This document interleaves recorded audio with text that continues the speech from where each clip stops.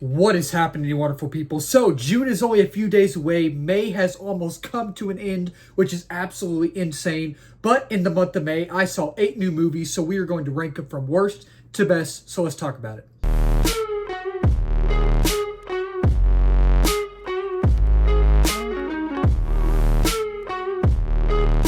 So coming in at number 8 is Another Simple Favor. And it's actually kind of funny with this film and another film I'll talk about later, Clown in the Cornfield. I actually saw both of these films at South by Southwest, the film festival in March. And both of these went straight to streaming. And with this film, I never saw the first one, A Simple Favor. Never saw it. So I was going in blind to this one. This is actually the opening film to South by Southwest, so I know everybody was like real giddy and everybody was real excited about the festival and what movies were going to be good, what movies were going to be bad. And with this one, it's not very good. It's not very good. It's not the worst film I've ever seen. It is in my top 10 worst films of the year right now. It is, and it'll probably stay there at the end of the year. But it's not one of those movies that is, it has, okay, the movie is fun at times. It is fun at times. And it actually, I feel like Anna Kendrick and Blake Lively's chemistry for the most part, is good. I thought it was fun. You know, it's one of those films where, you know, you see their chemistry, you're like, oh, it seemed like they had a good time on set. It looks like they had a good time. And it's just the humor hits sometimes. Like it plays good with the crowd. The film plays good with the crowd, and not all of the humor lands, not all of it does, but there are times where it actually feels like it was actually funny. Like it actually made me chuckle, not belly laugh, but chuckle a few times. But the problem with the film though is that it feels very bland.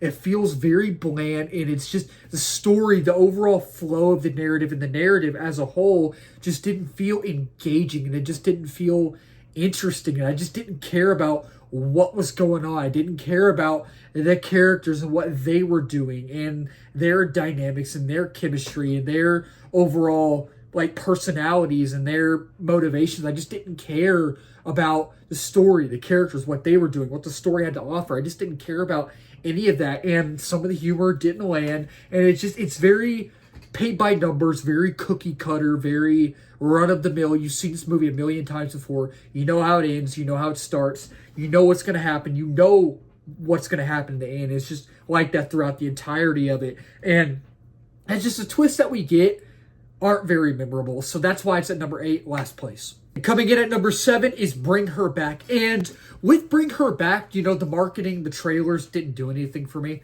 They didn't do anything for me at all. But the guys who directed this, the Filippo brothers, Danny and Michael, you know, Rocka Rocka, before they're known for as Rocka Rocka on YouTube before they started making movies or directing movies. And with Talk to Me, I absolutely love Talk to Me. That film is a horror masterpiece, and you would think after seeing that film I would be over the top hype for this film, and I wasn't very excited for this film. I really didn't have any expectations, any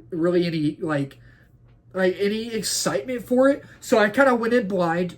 I watched a little bit of the trailers here and there, and a lot of people are hyping up this film, saying it's like the best horror movie of the year, and I don't think it's the best horror film of the year. And I feel like it's not horrible. It's just, for me, it's okay. It's good to okay. It's just right in the middle, and it's one of those things where technically, in a way, I gave it a positive review. I kind of gave it a positive review because it was just okay to good. It's just right in the middle for me, and I feel like it's a little overhyped. I do think, however, that it is very creepy. It is very eerie. I think that it's very disturbing, and I love the sound design in this film. Absolutely love the sound design in this film. Something about it just worked. It absolutely worked, and I thought the performances were absolutely great, phenomenal in this film. It'll make you tense. It'll absolutely make you tense. Good score. I thought it was directed well, and it has the same vibe and feel of Talk to Me, which I really like that they integrated that into the film and they used what worked in Talk to Me and brought that over to this film. And I really thought that worked. I thought they did a good job with that. And it's actually kind of funny at times. It has its own sense of witty, dry humor to like lighten the mood because this is a very dark film. It is a very, very dark film. And to lighten the mood and to make it a little bit lighthearted, I thought that was good that they did that. And it's totally consistent. The tone is consistent throughout. Good use of pathos, a lot of emotional beats in this film. Because this film kind of has to do with, it's about, underneath it all, it's about loss and grief and guilt and trauma. And I love the atmosphere, the overall aesthetic of the film. And it's, there's some really good shots in this film. I really, and like imagery, there's some great imagery in the film. And it'll make you uncomfortable, and it's awkward, and it'll make you uncomfortable at times. It's very awkward. And it's just, I like, it's wince-inducing, and again, it'll make you tense. But my problem that I have here, the problem underneath it all of this film, is that it drags at times. It does. It does drag at times, and it's a movie that you've seen before. It's a movie you've seen before. Very paid by numbers, very cookie cutter, and it is disturbing. It is very disturbing, but it's not as disturbing as people were like saying it was. Like, it's disturbing, but not over the top disturbing like everyone was saying it was or is. You know what I mean? And it's just, you see a lot of things coming. You see a lot of things coming, and even at the beginning. Really, the beginning of the film, you see things coming and you're just like, oh, that's going to happen. Oh, that person. Oh, that's going to happen. Okay. Oh, figured that. Like, oh, okay. Like that type of stuff happens in the film. And it's just, the story at times honestly kind of felt confusing at times and convoluted at times, which is kind of weird and odd for a kind of niche film. This is, I guess you could consider this a niche film in a way, and it overstays its welcome a bit, and it takes a while to get going at times, and I honestly found Talk to Me to be way better than this film. And coming in at number 6 is Clown in a Cornfield. This is another one I saw at South by Southwest, and this is a film that I thought was going to be legit horrible. I thought this was going to be a terrible film because I read the title, Clown in a Cornfield, and I knew it was going straight to streaming, so I was like, oh, this is going to be awful. This is going to be terrible. But I sat down in the theater at South by Southwest, and this will be one of my biggest surprises of the year. This is one of my biggest surprises of the festival and of this year. And is it a perfect movie? It's not perfect. Is it schlocky fun? It is schlock fun. That's all it is. And I had a good time. I had a good time with this film. Again, I have my negatives. I think that this movie is very self-aware. It has a good amount of self-awareness to it, which I really, really enjoyed. And overall, it's just a fun film, and it plays great with the crowd. I'm so disappointed that this film was on streaming because I wish it was going into theaters where you could see it with the crowd, because it deserves to be in the theater. It deserves to be watched among film fans and horror fans together. And while it is a niche film, I wish more people were talking about it, honestly. And it's suspenseful at times. There's great humor at times. Again, it's fun at times. It's schlock fun. It's just a schlock fest, but it's so fun. And I like how it's directed. The characters, you don't give a crap about them. But it's just, the overall thing about this film that works is it being fun. Is it campy at times? Yes. Is it very cheesy and hokey at times? Absolutely. Are there twists that happen that are actually really interesting and mysterious and fun and engaging? Yes. And are the kills brutal? Abso-freaking-lutely. The kills are so brutal in this film. But the kills, I guess you could say, feel earned, and the kills are actually kind of fun in this film. And, the negatives I have about this film, though, is that it is campy. It is campy. It is cheesy. It is predictable. It overstays its welcome. The dialogue is bad at times. The acting is bad at times. You have to suspend disbelief in this film at times, and the acting is bad. I said that already, but it's just you don't give a crap about the characters. You don't really care about the overall story. You're just there to have fun. You're there to enjoy this turn your brain off horror film with a bunch of film fans and horror fans, and that's what works about this film. That's what works inside this film overall. And coming in at number 5 is Lilo and Stitch. Now, I did my review for Lilo and Stitch a couple weeks ago, and at first I was like, okay, movie's okay. It's okay. I gave it a 3 out of 5 stars. I've had some time to think about it, and the movie's grown on me. The movie has grown on me, and I'm starting to like it more. I am really starting to like it more, and I even want to go watch it again. I really do. And once it comes on Disney Plus, I'm definitely going to watch it again. I bumped it up to a 3.5 out of 5 stars. I like it more. It was an enjoyable film, and I still have my negatives. I'm about to touch on the negatives that I talked about in my actual review. Same with my positives. I think when this film works, it works, and when this film doesn't work, it doesn't work. But I think that while I have my negatives, I have a lot of negatives, the positives I have outweigh the negatives. And I think that it has the right amount of emotional beats in the film. And I thought that Sydney, I forgot her last name, Sydney Agunda.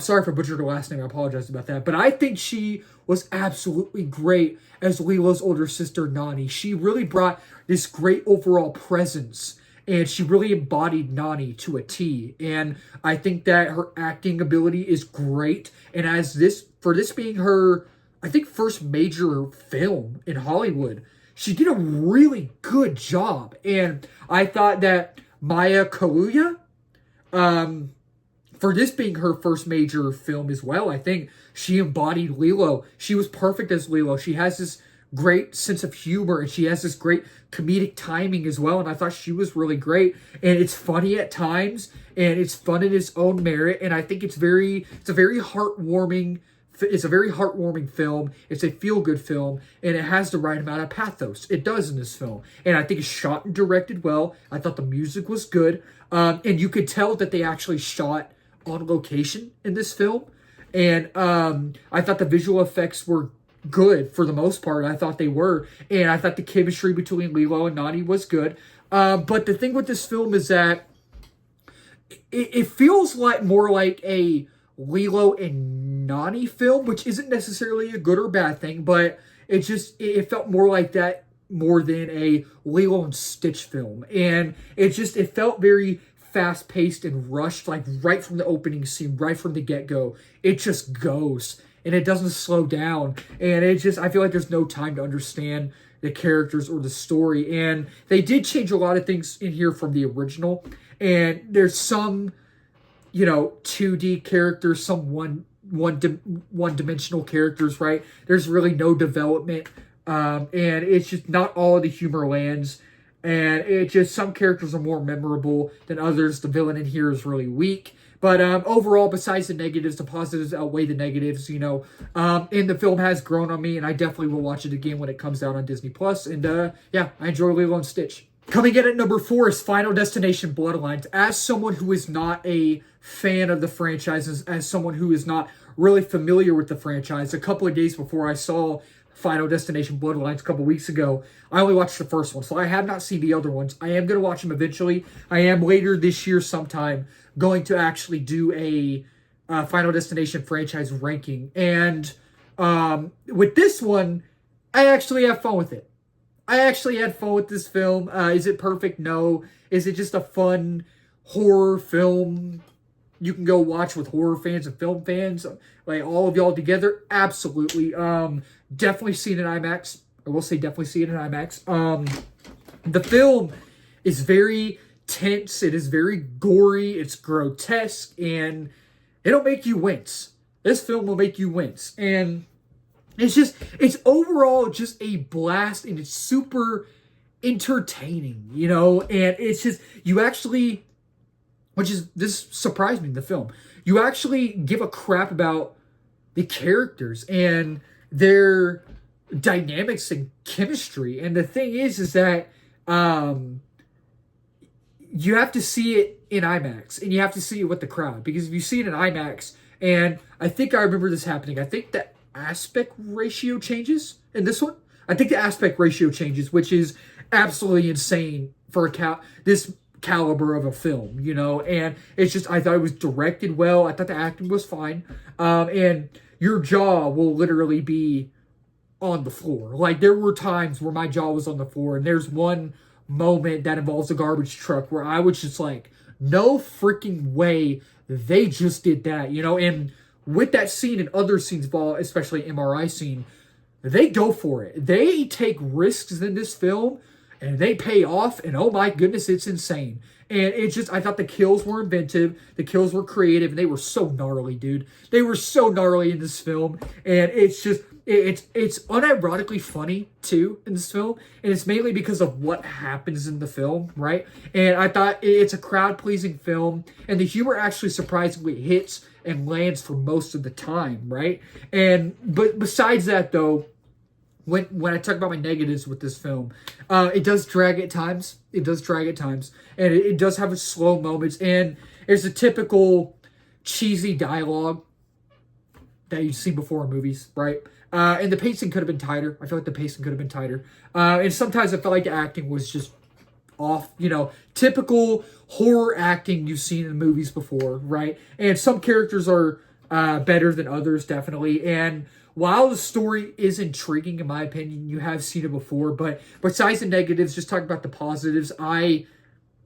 had fun with Final Destination Bloodlines as someone who's not a huge fan of this franchise, and as someone who's only seen this one and the first one, and someone who's not a huge fan of the first one, and as someone who really enjoyed this one, I'm interested if they make more. And coming in at number 3 is Thunderbolts, or The New Avengers, right? Look, with Thunderbolts, before we got any trailers at all, I didn't have any expectation. I'm a huge Marvel fan, and I was obviously going to be excited to go watch it, right? But I remember when they announced the team, U.S. Agent, Bucky, Elena, Red Guardian, Taskmaster, Ghost, I was like, I can't get excited for this. I don't know why they're going with this team. I don't know why they're going this route. But then they released the trailers, and I was like, oh my gosh, I cannot wait to see this film. Cannot wait to go see it. So I watched it, and look, still really enjoyed the film. Still really enjoyed it, would rewatch it, and I had a good time. But did I love it as much as I thought I would or wanted to? I didn't. Still enjoyed it, but I didn't love it on the level that I thought I would or that I wanted to. But with the positives, I think that this movie feels very unique. It feels very nuanced. I feel like it's different. It feels very different. And it's the tone, I think, is very consistent throughout. And it feels real and human. It does. And I feel like with this film, I love the chemistry, the dynamic between our heroes. I think it works well in this film. And I think that it has its own style. I think in this film, it has its own artistic flair. It has its own artistic flavor, which I really enjoyed in this film. And it's really an allegory for mental health, loneliness, depression, and regret, trauma, all those things, and it really works in this film. And I feel like this works too. Feels very gritty, it feels very raw, and I feel like it didn't feel like old school Marvel to me, but it feels like Marvel is really trying to course correct. It feels like they're really trying to get back on track, and I really love that they're learning. I love that they're taking feedback and criticism and paying for their mistakes. And I love that it's super entertaining. I wasn't bored. It feels like a therapy session. It does. It did feel like a therapy session. And there are 2 good after credit scenes in the film. And I think the horror vibes in this film are really good. They're really rad. And I thought the action was good. I thought the story flowed nicely. And I thought Sentry was a great villain. In this film, he's very multi-layered. He's very complex. And overall, I thought the score was unique. I thought it was directed well. I loved the color palette of the film. It felt like it was his own character, right? And it's just, but with my negatives, I feel like it felt very fast-paced in the beginning.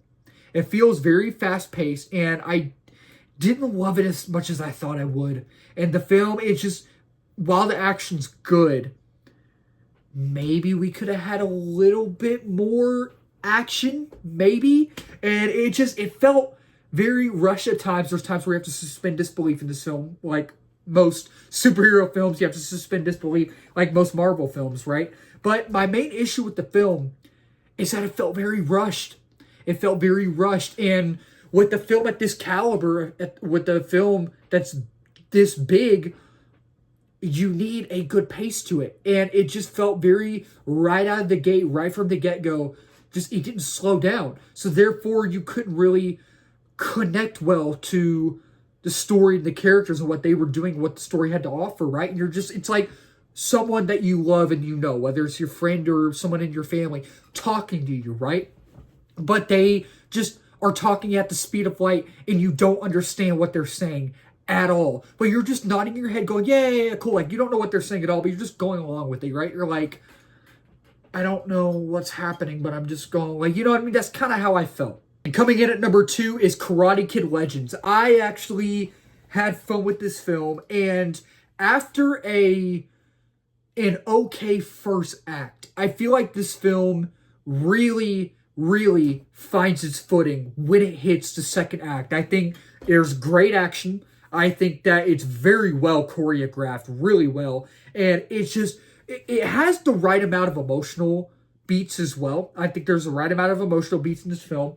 I even think it's a crowd-pleasing film. I think it's a crowd-pleaser of a film. I think Ben Wang, our lead, who plays our lead main character, Lee, was great. He's a great actor and a great character, and I actually found his character really interesting, and I think that Ben Wang brought a really nice touch to that character. I feel like he brought a really unique personality to that character, and I thought it has a really good overall vibe to it. I wasn't bored. I thought it was super entertaining and fun, and I thought the editing in the film was kind of unique and fun in a way, and I thought that there was good world building. I thought the soundtrack was really good in this film.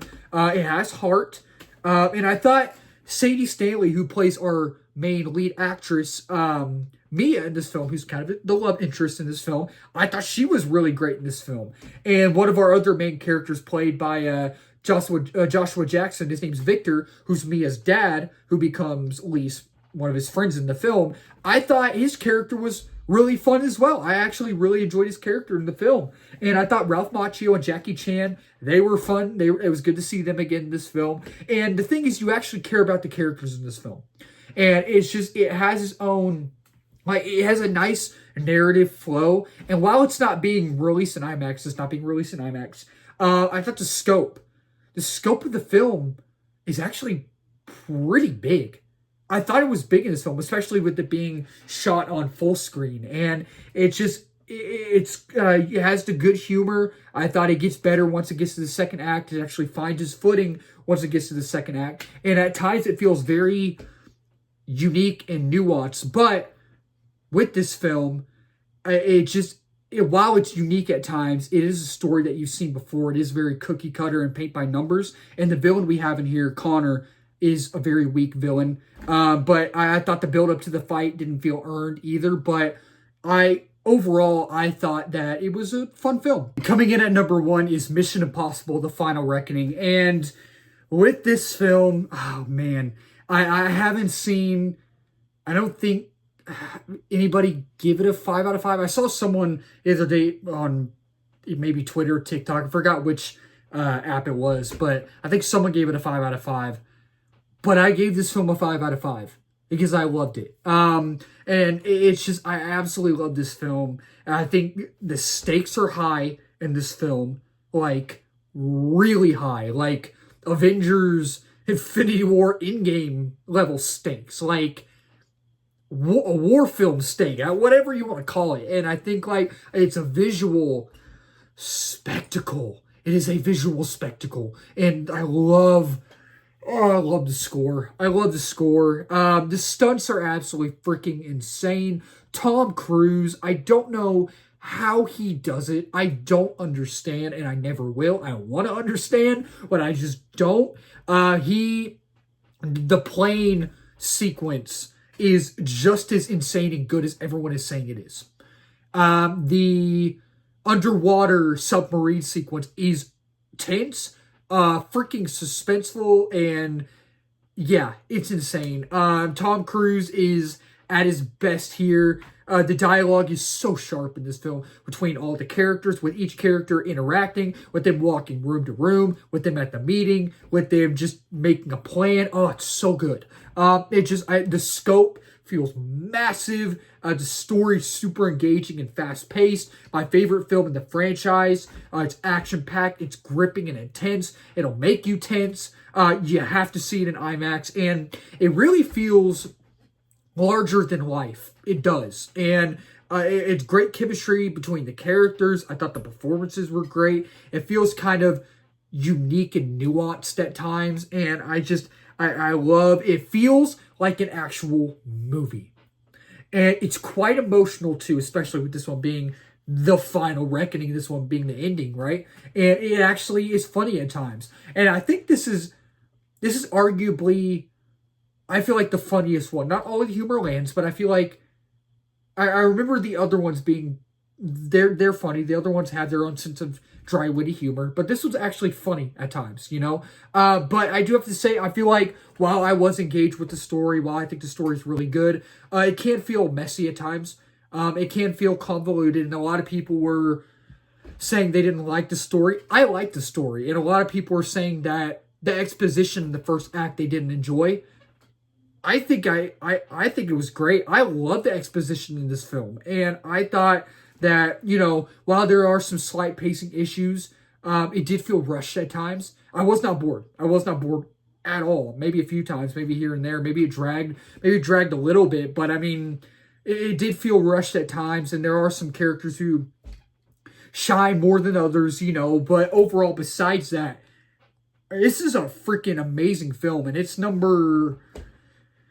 my second favorite film of the year so far, and it is a lock for my top 10 films of the year. So that'll wrap up this video. Thank y'all so much for watching. If you're new to the channel, please don't forget to subscribe, like, comment, share in this video. We are at 911 subs. Next week milestone is 1K, reaching that quickly, and the 2K is a big one to be on that as well. And if you're new as well, I do movie reviews, TV show reviews, trailer reactions, movie live streams, movie news, movie rankings, all that wonderful movie stuff under the movie umbrella. And let's talk about it in the comments down below. What is y'all's favorite movie from May of this month? Is it Mission Impossible? Is it Karate Kid? What is y'all's least favorite movie of this month? Is it Clown in the Cornfield? Is it Final Destination Bloodlines? Let's talk about it down below. Keep talking movies to wonderful people. Cheers.